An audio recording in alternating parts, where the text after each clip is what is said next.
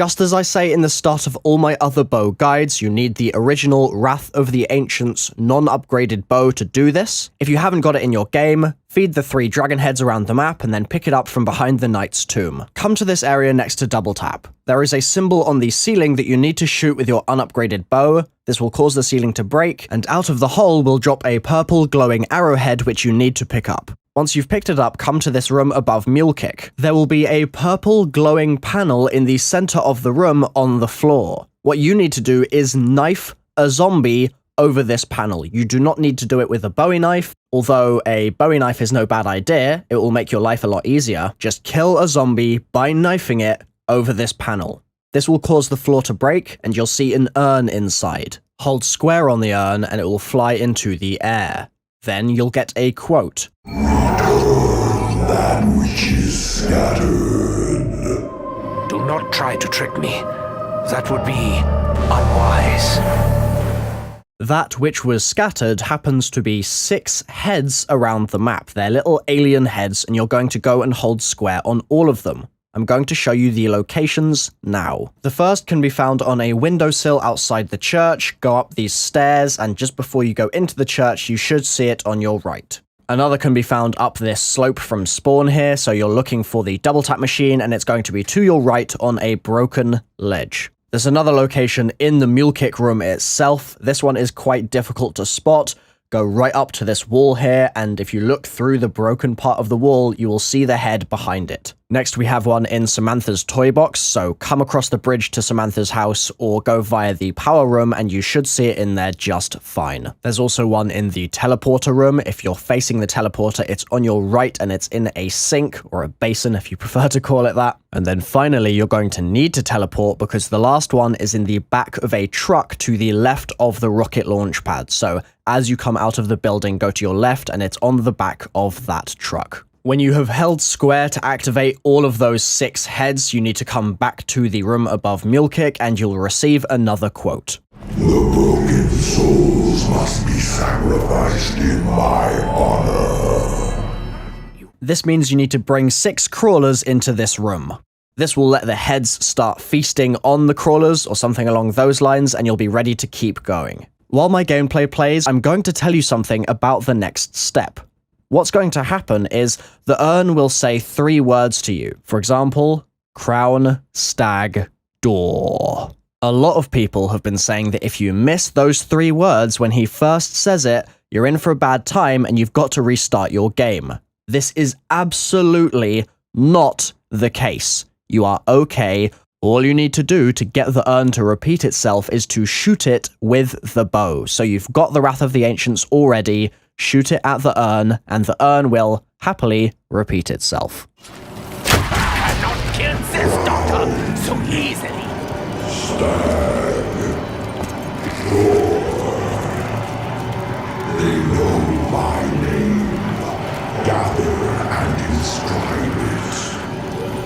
Once you have those 3 words and you've got them memorized and you know exactly what the urn said, you need to come to the room adjacent to the power switch room, and inside you'll find 6 knights. Each of these knights has a symbol on the base on which it stands. You need to match your symbols, so that could be heart, stag, griffin, or something like that, to the knights that have those same symbols. Go over to the knight that has the correct symbol on its base, hold square, and it will provide you with a new symbol that you need to remember. As you can see here, I've made an image to try and make this a little easier in case anyone is confused.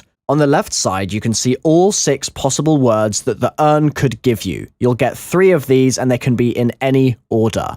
Their associated pictures are the symbols you will see on the bottom of the knight statues. So if you've got horn, griffin, stag, then you need to go to the knights that have the corresponding images, just like I've shown you here, on their bases. When you hold square on each knight, it will give you a symbol. What I have done is I've shown you all of the possible symbols, and these randomize each game. So in one game, horn might give you ribbon, and in the next game, horn might give you claw, so you need to check this each time you upgrade the bow. So, what's the point in all of this? Well, now that you're on this step, zombies have a chance to drop one of the 6 purple symbols. They disappear fairly quickly after they drop, so be very aware of all of the zombies that you are killing, and if you see a purple drop, go over to it and grab it straight away. Focus on picking the drops up no matter what, and what you're doing here is gathering the symbols just like the urn told you to in its previous quote. The reason you need the symbols is that you're going to inscribe the name of the urn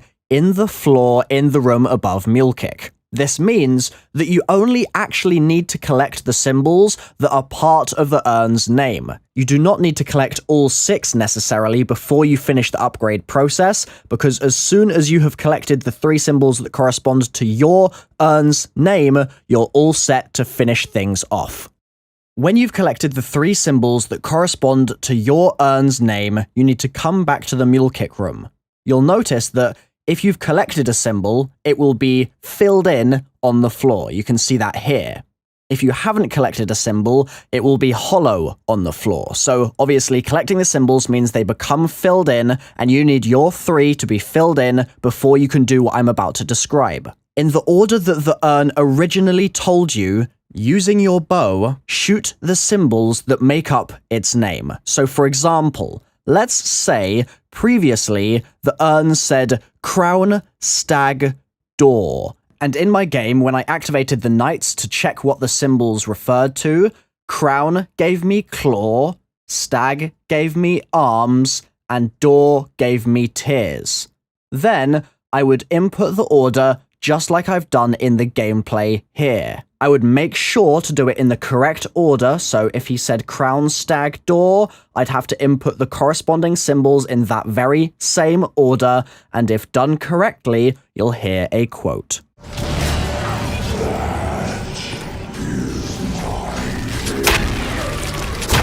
The urn says, "That is my name," and you know you've completed the step. Before we get to the final part of this, I want to show you what happens if you get the order wrong, because it's very easy to get accidentally muddled up here, and so I want to show you what happens if you're incorrect. So, in my game, the order that I'm showing you now was incorrect. The urn told me to inscribe different symbols, and I didn't listen, and so I got it wrong. This is what happens.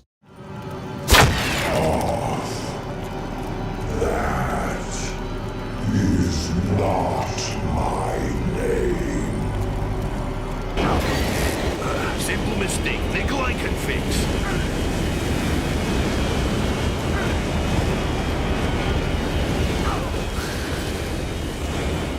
So that means that it's really not that bad. If you mess up, you can just try again afterwards, as long as you get out of that room in time and don't get eaten alive by flying alien heads. Okay, continuing from getting it right. Head back to the urn room, hold square on the beam of light that you can see, arrows will formulate, pick them up, and then bring them downstairs to the Undercroft. Just like the other bows, there is a box that corresponds to your bow, and yours has skulls on it. Place your arrow on the box, and then it is a case of killing zombies near the box to charge the box with zombie souls. It's worth noting that only you can charge your box with zombie souls. Another player in your game cannot do it for you. Make sure the zombies are close to the box. Their souls should float straight in. Once you're done, it will stop absorbing souls and give you a sound prompt. Then all you've got to do is place your regular bow into the box itself. It will absorb it momentarily and then spit out the upgraded bow for you to pick up. Congratulations, you've successfully upgraded the Void Bow. If you want to upgrade the other bows now, there are guides on my channel. They're very easy to follow. I highly recommend you give them a watch. Thank you so much for watching, guys.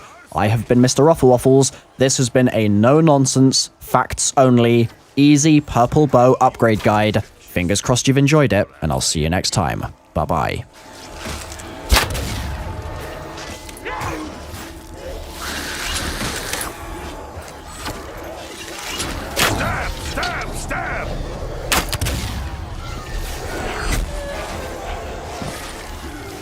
The swarm swarms!